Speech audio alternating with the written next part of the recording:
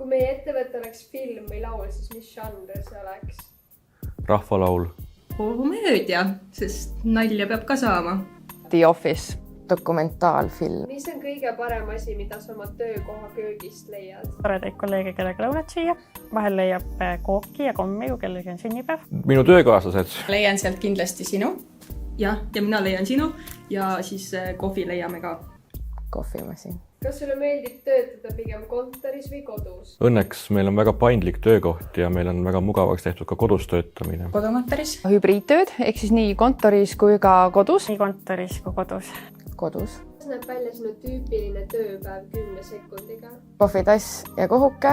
Arvuti lahti, meilid, koosolek, andmed, lõuna, andmed, koosolek, meilid. Arvuti kinni. Ma suhtlen enda tiimikaaslastega, kirjutan Eurostatile, kirjutan ministeeriumitele. Milline on meie ettevõtte kõige ikoonilisem traditsioon? Meie tordivõistlus. Koogi- ja tordivõistluse. Euroopa statistikapäeva tähistamine. Statistikaameti suvekool, uusaastapidu. Suvekool.